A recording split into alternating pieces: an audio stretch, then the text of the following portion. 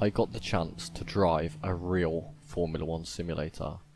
The opportunity came thanks to my work. We had an investors day and I was able to go out and try one of these new state-of-the-art simulators. Big shout out to Dynisma and everyone involved for making it such a fun and memorable experience.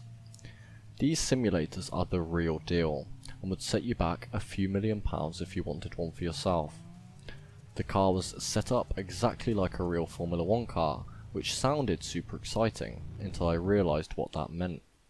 No traction control, no ABS, nothing. Now my experience when it comes to simulators is very basic. I've owned a Thrustmaster racing wheel and played the F1 game, but that's about as far as it goes. I've played every F1 game since 2006 and I play them quite regularly. This gave me some hope I'd have a decent shot at putting a good lap together. The things I was not prepared for were the forces that this simulator actually puts you through. From how heavy the steering is to the constant moving around, you really do feel like you're at one with the car and it's a thrilling experience to say the least. Now I got to race on two tracks, Spa and Circuit de Barcelona Catalunya. These are two tracks that I know decently well already, so not having to learn the track layout gave me a clear advantage. But I'm no pro racer. When I race on the F1 game, I do have assists enabled. I use medium traction control, ABS, and racing line in the corners for braking. I would have none of this going into the simulator, which really did knock my confidence. But I wasn't going to let that deter me. I think from years of playing the games, I instinctively knew where to brake, meaning I only missed the braking zone a couple of times. I would also say this was down to me really trying to push the limits to see where the latest that I could brake was. I went into this experience with the mindset that I was going to give it my absolute all, and I did. The braking was also something I was totally unprepared for. The force you have to put into that pedal to get the car to actually slow down is immense, and unlike anything I've ever experienced before. It's set to the same pressure as a real F1 brake pedal, and really it took its toll on my leg muscles, as you'll see at the end of the video. Also, you feel every single bump, which is a really great feeling in the car. Now my vision inside the cockpit was insane. It's like you're actually right there at the circuit. The footage we shot really doesn't do it justice at all. When you are sat in the cockpit, you are secured in with a 4-point harness, which I had some trouble getting on. This really gives you the feeling that you're actually strapped into an F1 monocoque. You have the wheel put in and it gives you all of the telemetry in real time, meaning you can see the tyre temperature, delta and so much more. Also, I had a radio with the person running this simulator telling me where I needed to improve, i.e. brake later, earlier, etc, etc. It really feels like you are driving a real F1 car.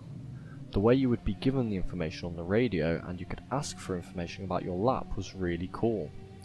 I was breathing heavy trying to respond on the radio, because just keeping the car on the track is a very difficult task. The steering was so heavy it was almost unbelievable. I really struggled to get to grips with it and almost immediately I could feel my arms absolutely burning. Also the intense grip I had on the wheel meant my hands were killing me just a few laps in. I'm going to stop talking and let you watch and listen to a little bit of the lap.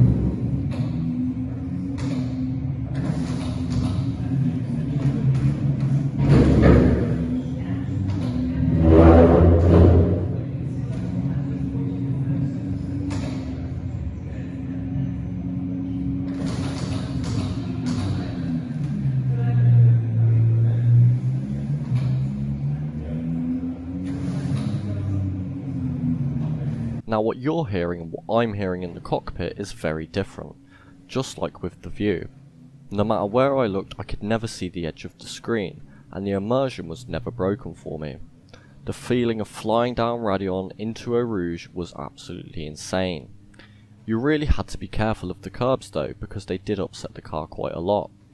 Also, when the car snaps with oversteer, you absolutely know about it. That unmistakable feeling of spinning up the rear tyres as you try to correct it was actually quite scary. Now the sim program they are using means you can't actually crash into any barriers. If you went off and was heading towards a barrier, you would simply ghost through it and return to the track. If you went far enough off, they would have to stop and reset you back to the track. Now that does take you out of the experience a little bit, so my advice is simply don't crash. Easier said than done though, right?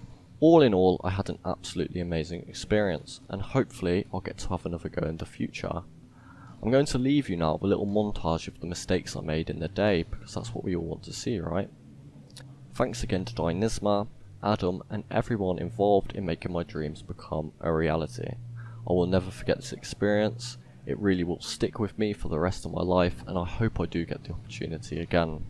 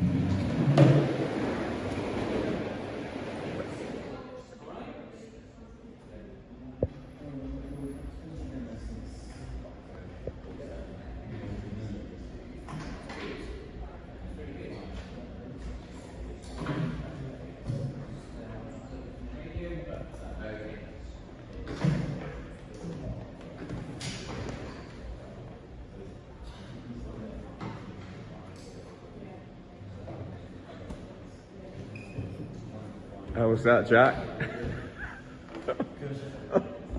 Knackering?